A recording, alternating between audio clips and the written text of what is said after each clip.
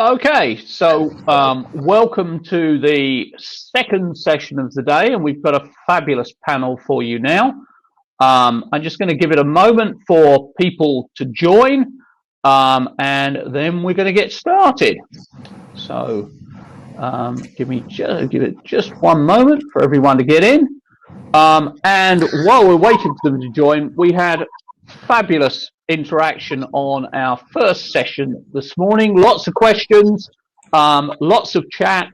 Once again, feel free to go into that chat box, add your chat, ask your questions, and we got some great people who are going to do a fabulous job of answering them.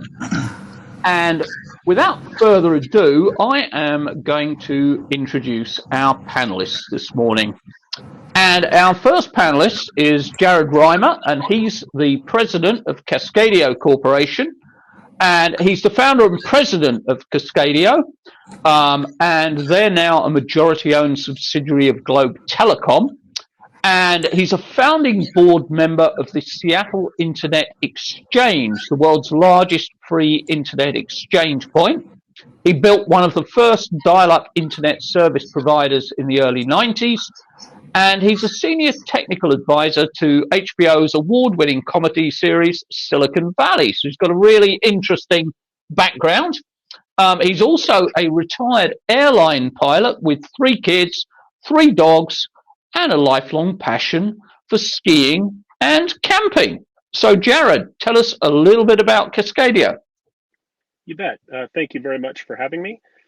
So Cascadio was started 14 years ago after I got out of the ISP and telecom world. And the idea was somebody needs to represent the client's interests when it comes to engineering and operations. So pre-cloud, we did a lot of data center builds and network engineering and server virtualization. Now all we do is cloud. 100% of our business is cloud professional services and cloud managed services.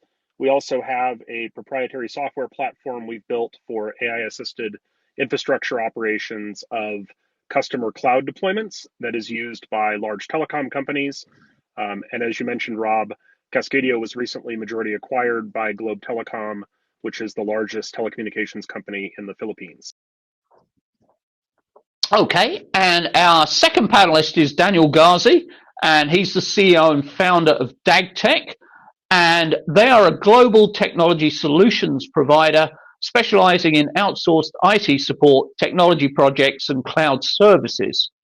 DagTech's fastest growing service, DagTech CXO, specializes in strategic technology consulting, and these include technology transformation as well as security and compliance adherence. DagTech is in the process of spinning out MSP management products into standalone companies and is seeking partners. Daniel also functions as the CEO of 7 Gems, Cloud Voice Systems, and XYZ Ventures, which provide strategic guidance to growing companies. So, Daniel, tell us a little bit more about DagTech.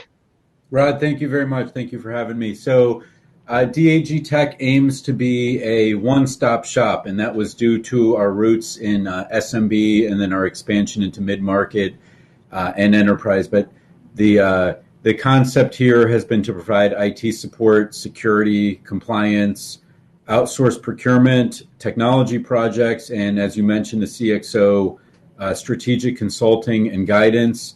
And I think what really pertains to the subject at hand today is, to stand out from competitors by providing a high value of services, but keeping the services productized and streamlined and simple enough that they provide a high level of clients of value for the clients, which we've been successful so far in doing. And as the industry transforms, really keeping our clients up to date with all the quick advances in technology. The goal of DAG Tech here and the value has been to allow our clients to achieve all their technology goals by using one platform. Fabulous. Mm-hmm. And our third panelist is Ted Roller, and he's the channel chief of Rev by Connect Booster, And Ted owned Oxford Systems Integration, an IT services provider out of Dayton, Ohio, from 1992 until 2006. He's acted as channel chief for Intronis, LogMeIn, Mail Protector, Connect Boosters, Zementum, and others. So he has quite a background. And he was recently Open Water PADI certified, which I'm sure he'll explain in a moment.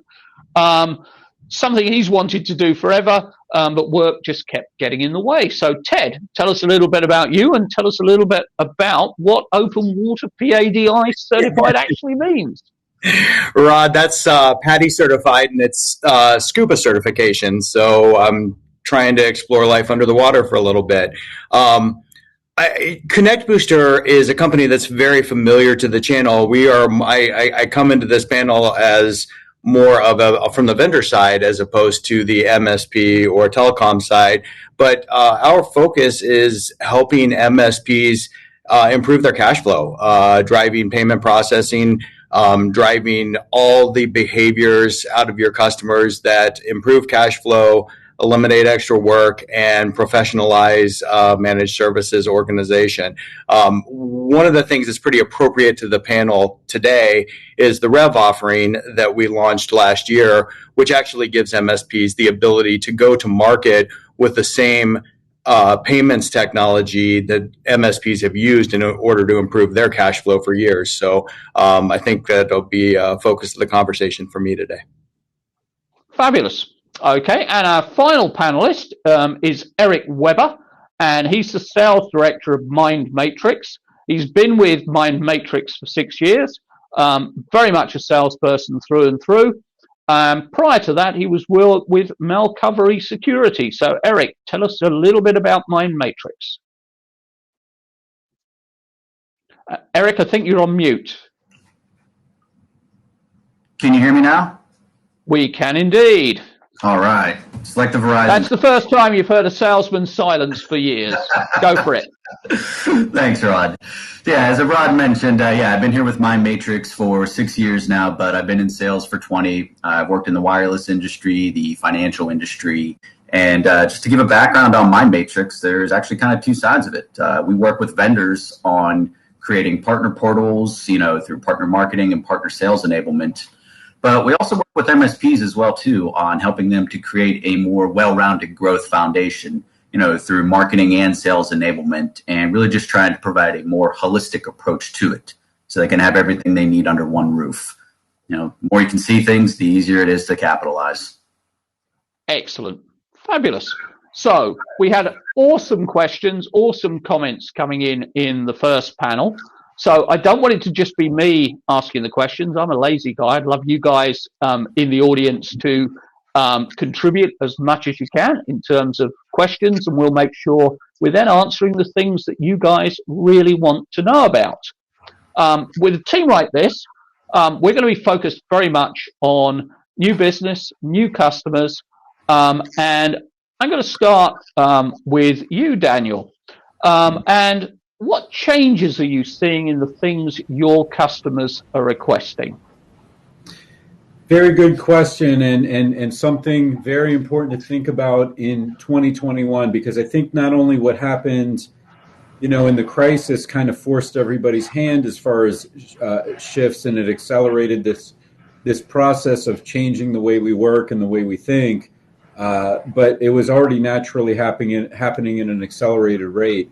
So when I really thought about it, it was a very thought-provoking question, and depending on how much detail we want to get into, I kind of really thought about from the top level, there are big changes on the client side in their technical requirements.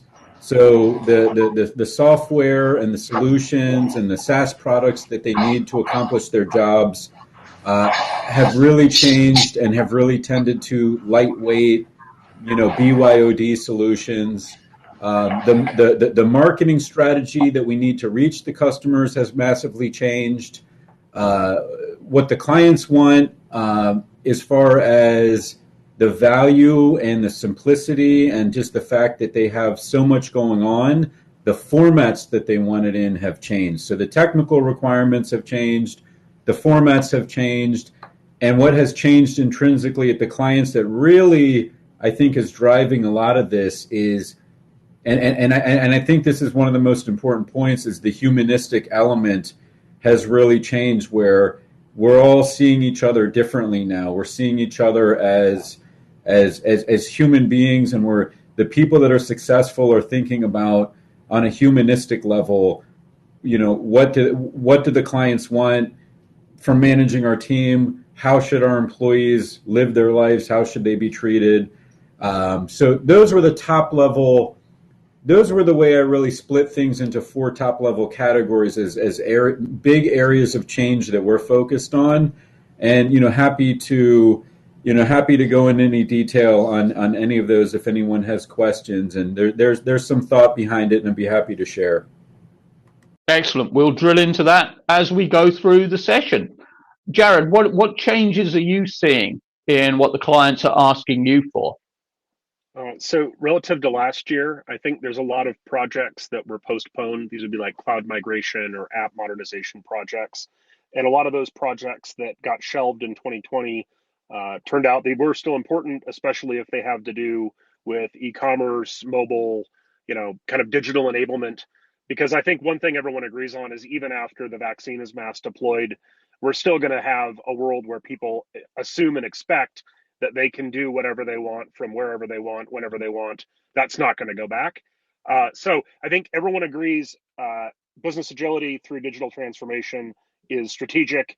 It's no longer a fantastical, nice to have. It's a survival mechanism, and it will be forever. So everyone's got a mobile strategy. Everyone's got an e-commerce strategy. Everyone's got a digital transformation and business agility strategy. And if they don't, boy, they better be selling masks or something, because I don't know what future there is beyond that, at least for physical, tangible goods that get shipped and services that can be delivered remotely.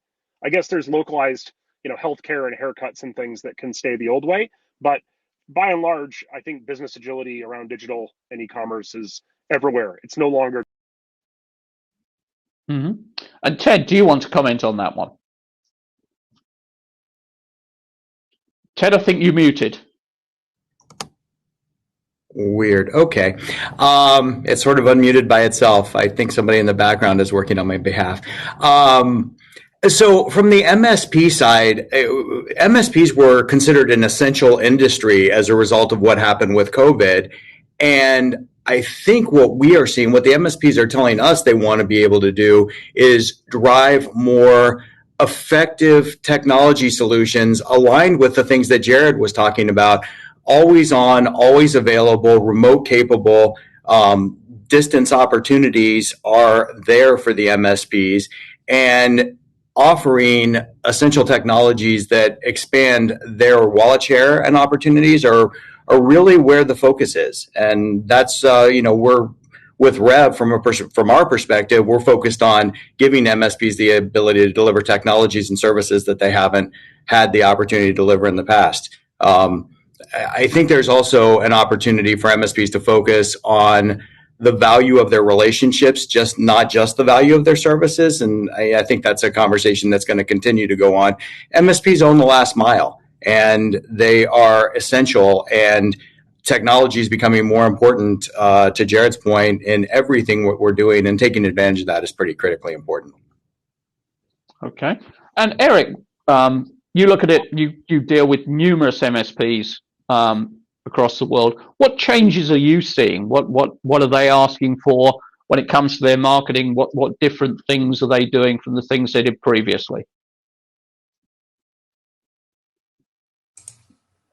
Well, I think the biggest thing, Rod, that we've been seeing, especially, since COVID had started, but, even pre-COVID as well, too, is that service and support are so essential, these service providers here, to help them throughout their businesses, because they're focused on, 20, 30 tasks per day. I mean, there's only so much hours in the day to help them out. They need to know that they have somebody that's going to have their back when they have a problem that it needs fixed. They need to know that that support is there, and it has to be simple as well, too. It can't be a convoluted, complex, solution to help them get something fixed here.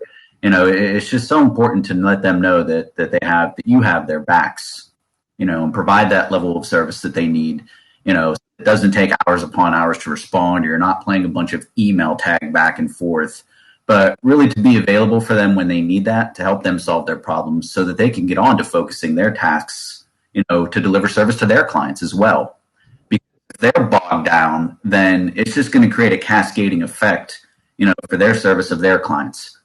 So that's a lot of what we've been seeing lately, a lot of more, consultative calls, more service requests, some more hand holding, and I think just having that, that confidence, that they know, hey, I have your back here for this. I think that's been probably one of the most important things as we've really ramped up our services end of it for, what we deliver for our MSP clients. Okay.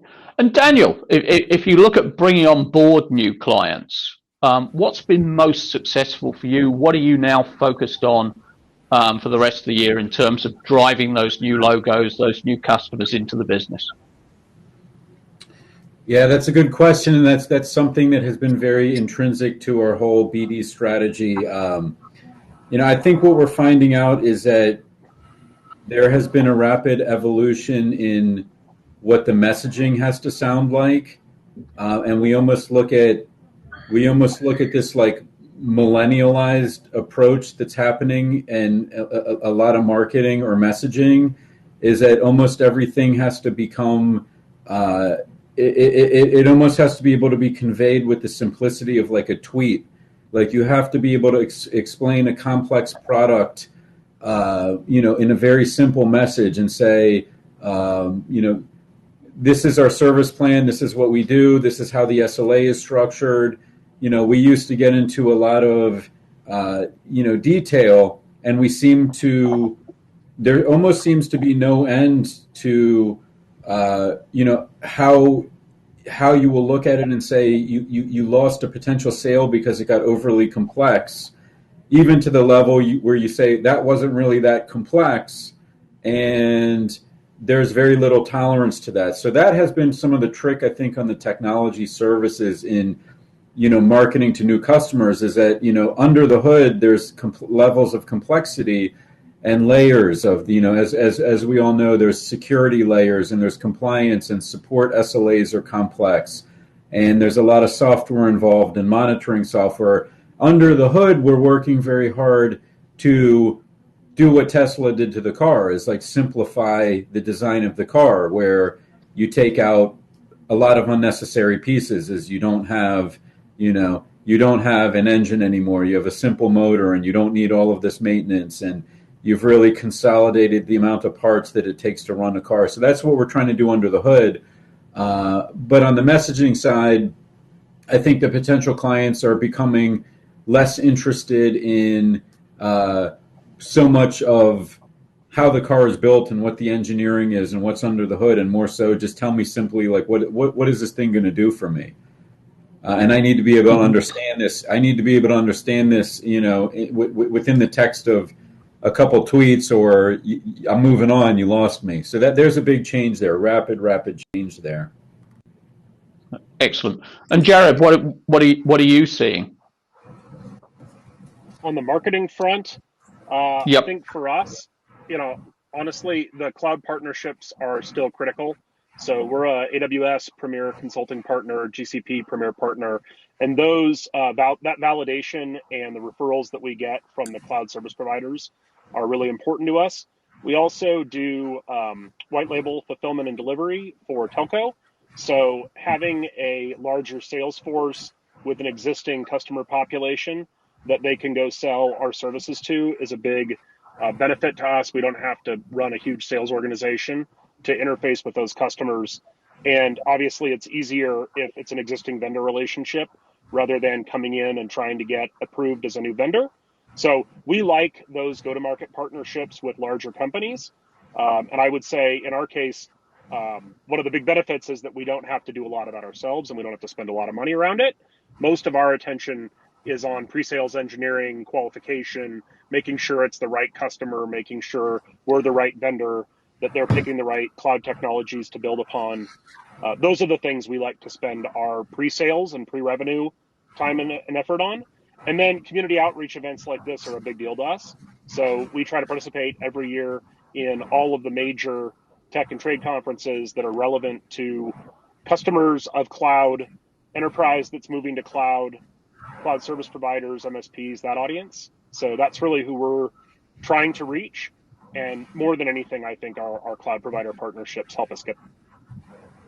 Talk about your cloud provider partnerships, Jared. How do you make those work? What's the key that you know? Obviously, they've got thousands of partners. Why are the leads coming to Cascadio Corporation rather than someone else? Well, there aren't thousands of premier tier partners, right? There's only, I think, 41 or 42 in North America, right? That are premier partners to AWS. And it's very, very hard to get that. I mean, we work really hard. We put a lot of money, a lot of hours into training and certification. They have third-party auditors that we have to bring in and we have to pay to come and audit all of our operations. It's not a small thing, right? You have to do a certain amount of deal flow. You have to have a certain number of, launched opportunities every year. I mean, you have to work at it. It's not something that you just get because you show up. You can be a partner by just showing up, right? Anybody can sign on as a partner, but if you want to work your way up the ladder into the higher tiers of partnership, which carry a lot of different advantages beyond just the validation and the public sort of endorsement and beyond just the leads, you also get access to programs and partner funding mechanisms that you probably wouldn't get if you were at the bottom of the pyramid. So we take that really seriously. We've been in that ecosystem since it started. I want to say Cascadio was the second advanced consulting partner to AWS. We were the first global MSP. We helped develop their original MSP audit process back years ago. So we've been in the cloud partner ecosystem since it really got off the ground. And we view that as strategic. That's not a one-time pass the test, get your badge, and then you're done. That's an area of continued investment because the bar is continuously being raised. You can't just coast on it. You have to earn it every single year. So for us, it's an explicit decision and it's an explicit area of investment, and it's not cheap or easy to do it. If you want to go for the highest tier, you're... Okay, fabulous. And Ted, talking about marketing, if I'm going to work with Connect Booster, what should I expect from you? What are you going to do to help me get those new logos on board? Yeah, absolutely. So the Rev program with Connect Booster does give you the ability to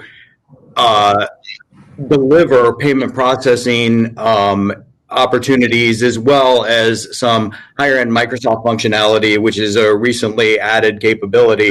But what we're going to do is we're going to put a lot of the technical aspects of the sales focus on our backs and carry those technical aspects of the sales process across the finish line for you. So when our partners, our existing Connect Booster partners, come to the table with opportunities, we help entirely through the sales process. We drive the bus all the way through in conjunction with the partner towards close. The second thing we do is we add a lot of MDF functionality there. We actually pay our partners for lead opportunities to the tune of roughly $100 per lead. So when the partners come in with a lead that shows up, they're earning money. They're earning what we consider marketing development fund associated with just going out and driving an improved cash flow situation for their customers.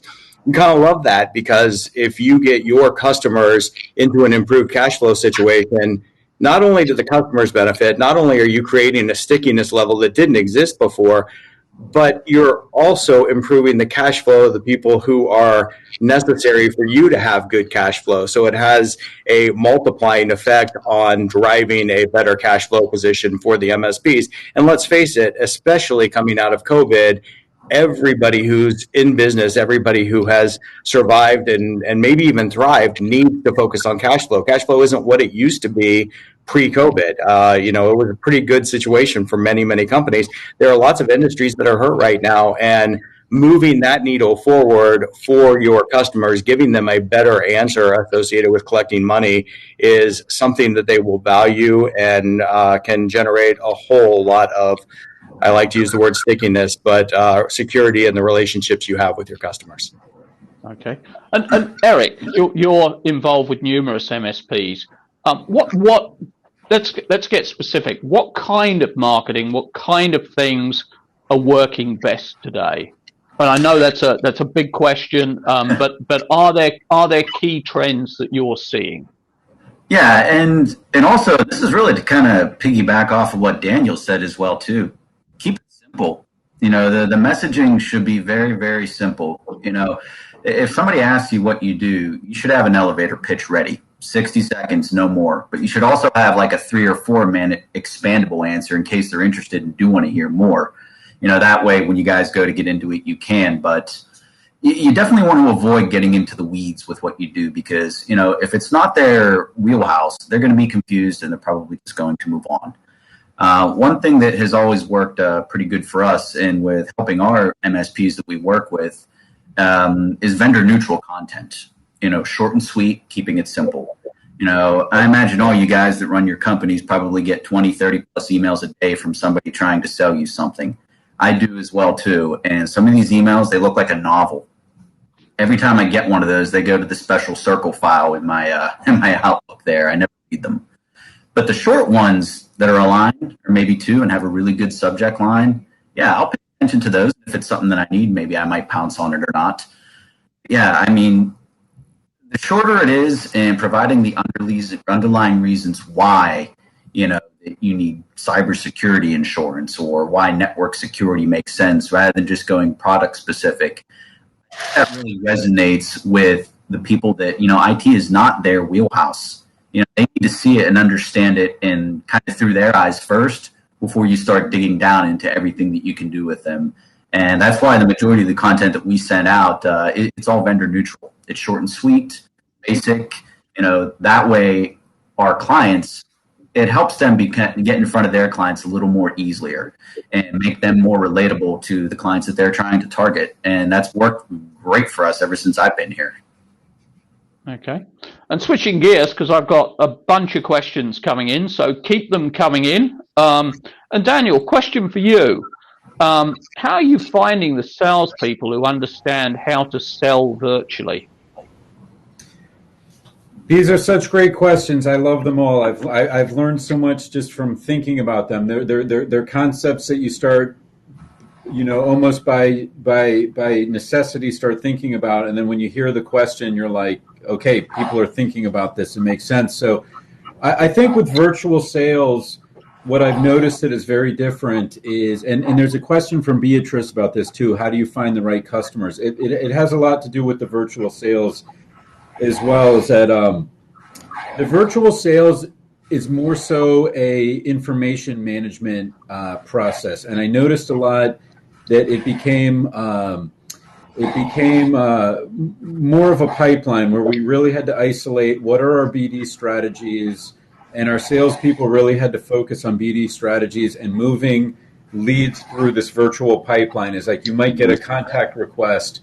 You know, who handles the front side of the lead? How do they do it? We had to build out a very precise system. The old way we did sales is we had salespeople going out in the field and just say, hey, I'm going to run over to this client in Midtown and I'm going to go take them out for lunch and go talk to them. And it was kind of like that old school sales, almost like a movie script. It's like we're running around, you know, doing in-person meetings. Virtual sales became very, very much about information management. Is you know, really looking at our sales systems and the ability of the salespeople to manage that information.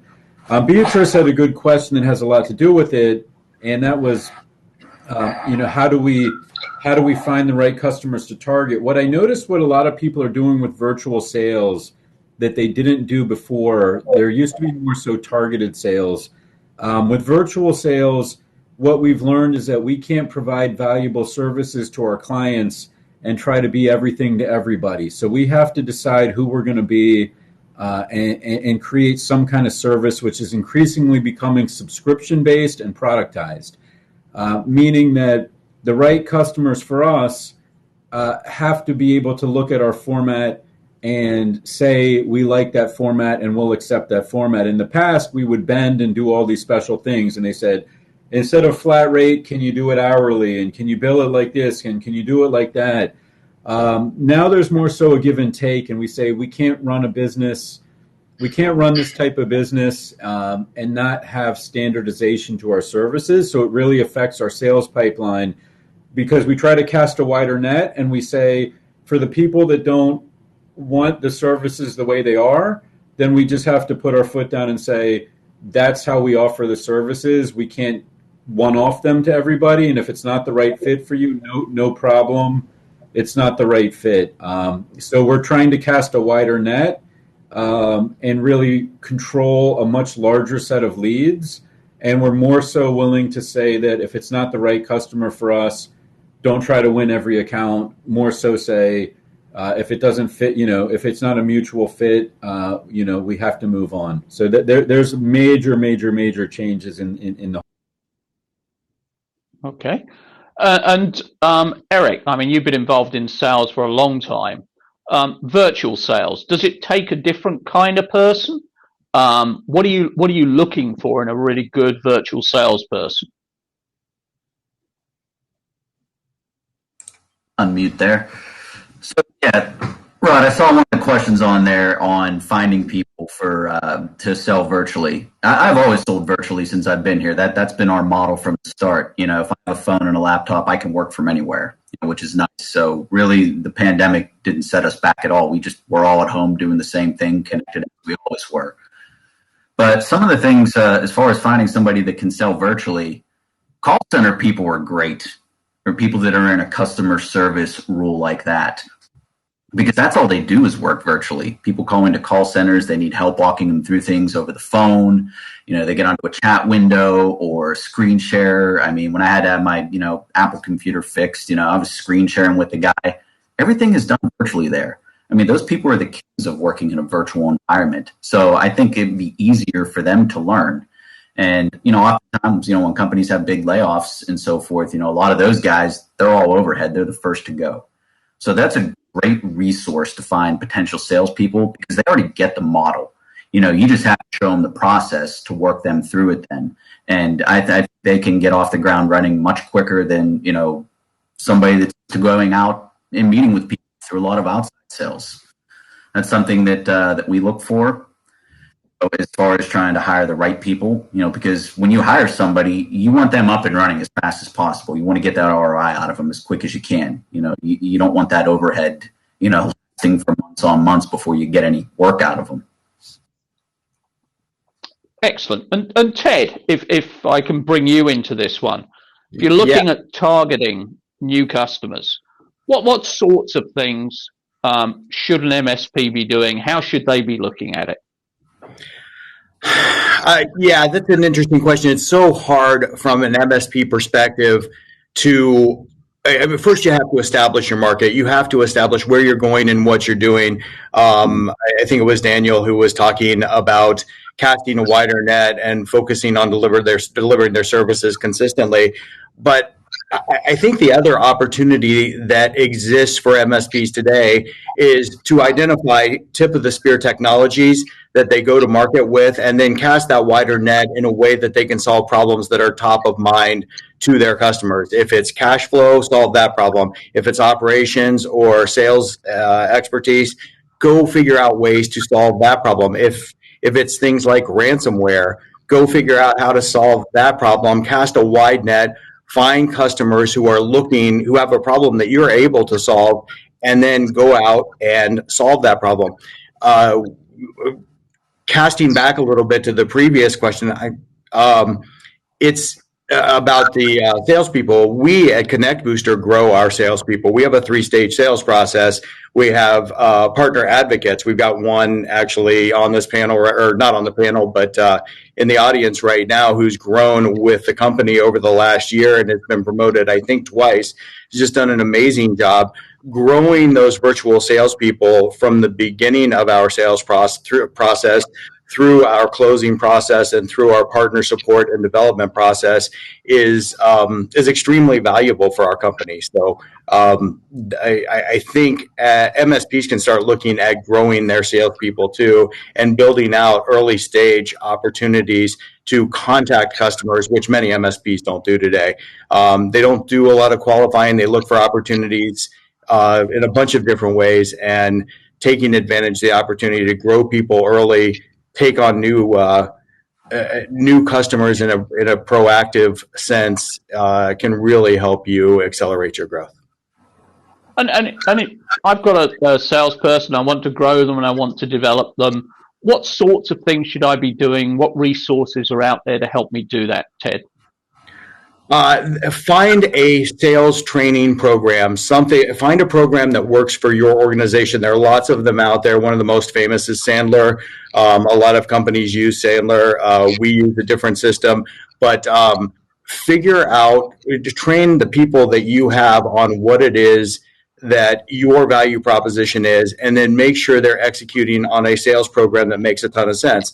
The second thing I would add to that is make sure you have the software behind that deliverable in order to manage expectations, behavior, KPIs, MBOs, all of those things, and make sure you're hitting your number. Make the number critically important to the salespeople. Most salespeople are coin operated. They are going to do the work that makes them the most money, but they're going to be more effective if they're better trained and if they understand what the needs of their customers are, and they have a tool that they use on an everyday basis in order to execute on the day-to-day numbers aspect of selling.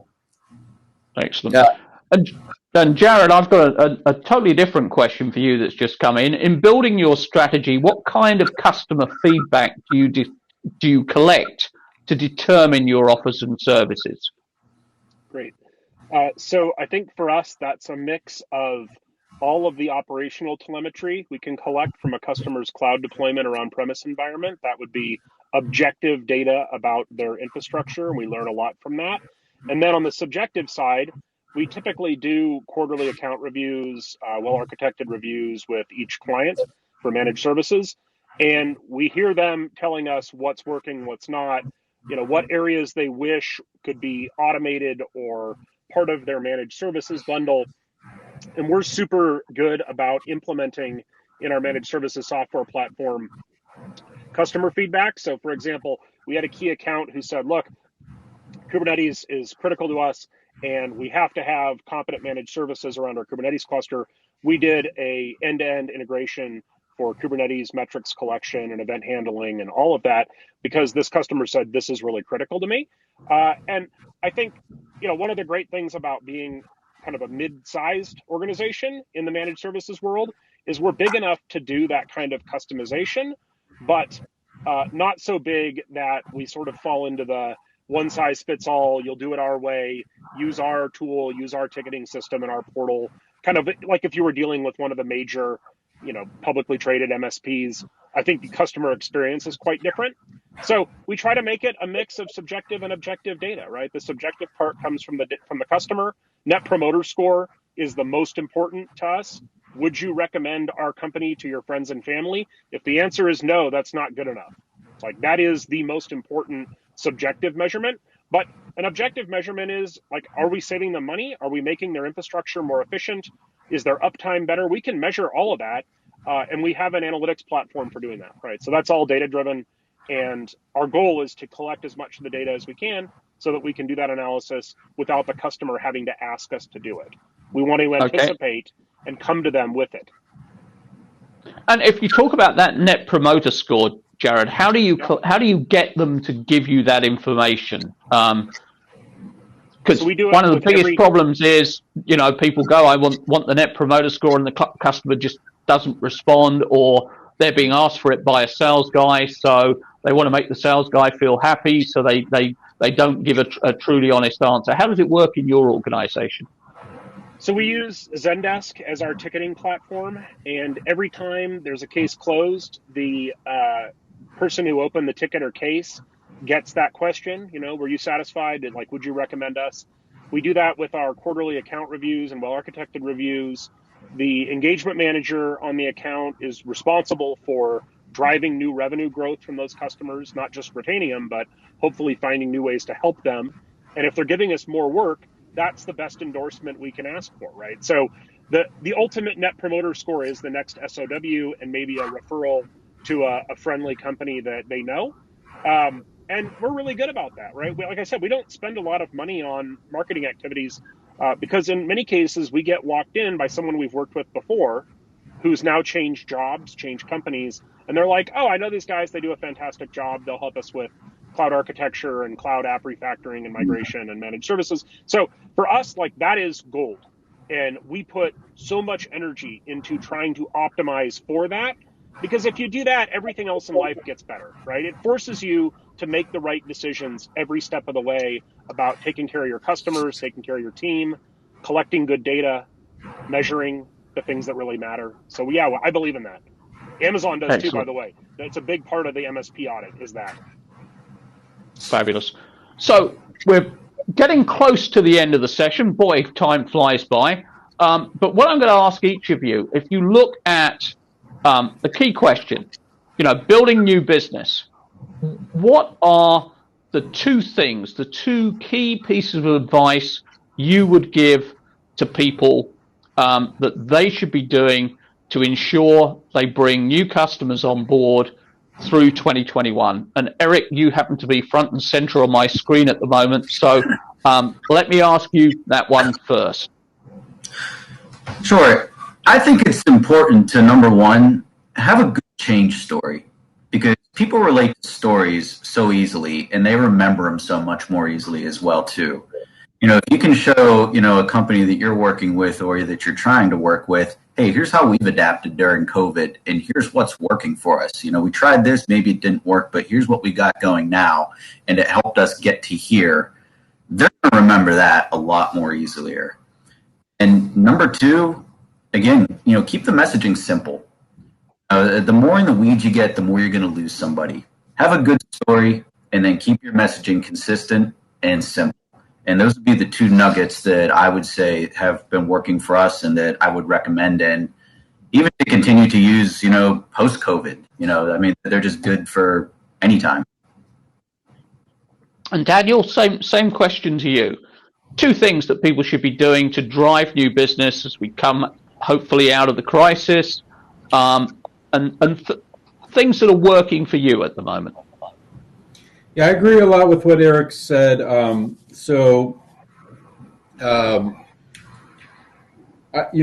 really think the 1-2 combo that we're looking at, the two things to do here was to really focus on not what we're trying to sell, what would provide value to the customer. As far as, there's so much stuff going on in the technology world, is like we start to get lost in the technology and think about it. And then sometimes we sit and refocus and say, what does our customer want? They're using technology as a tool. Their focus isn't on technology. Our focus is on technology. Their focus is on using technology as a tool, unless they're a technology company. But generally, they have another purpose in life, and technology is a tool to them. So we really focus on how can this technology help them grow the business, streamline the business, manage the business more efficiently, increase revenues, increase profitability. So that would be part one of the strategy. And then number two, we would say, okay, if we understand that, exactly what Eric was talking about, how do you build the messaging and the marketing campaign and the outreach and the BD strategy to really connect your product to that need. So those were really the two focuses as far as looking at it, not only simplistically, but what simplistically would actually, to me, that simplistic approach is the most effective. Excellent. And same question to you, Ted. Yeah, so I think it's two things essentially. Put together a sales strategy and a marketing strategy that actually drives new prospects into your business with the understanding of what they've been dealing with COVID.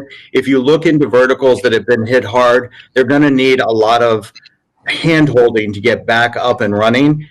So focus on technologies that can help pull them out of COVID and drive deep, tight relationships. Then secondly, and probably even more importantly, is understand how you can scale wallet share with your existing customers and go find the technologies that you can drive the monthly recurring revenue that you can bring to the table without adding a whole bunch of additional monthly recurring work. You have wonderful relationships. As we come out of COVID, I have heard again and again end users saying things like, I'm so thankful that we had a great relationship with an MSP who steered us through all the pain associated with COVID to our business, all the uncertainty, all the stuff. And they value that relationship now. Leverage the opportunity to solve problems for them and drive additional value to your deliverable, earn the extra 20 to 30% wallet share, and make your company better as a result. Fabulous. And Jared, last but not least, 2 things that people should be doing to drive new business through 2021. All right. So first, I think there's no going back, right? So all of the changes around delivery, e-commerce, mobile, all of that stuff, that's permanent even after the vaccine. So if you believe that, you have to keep investing even after things sort of vaguely go back to normal. There is a huge amount of pent-up demand. Like I believe there's a big logjam of leisure travel and restaurant and stuff that's going to break.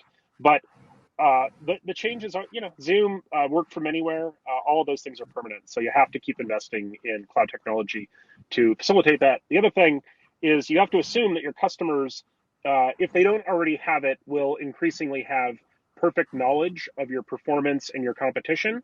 So one of the things that eBay and Amazon have sort of forced is much more transparency about what things should cost and what customers think of them.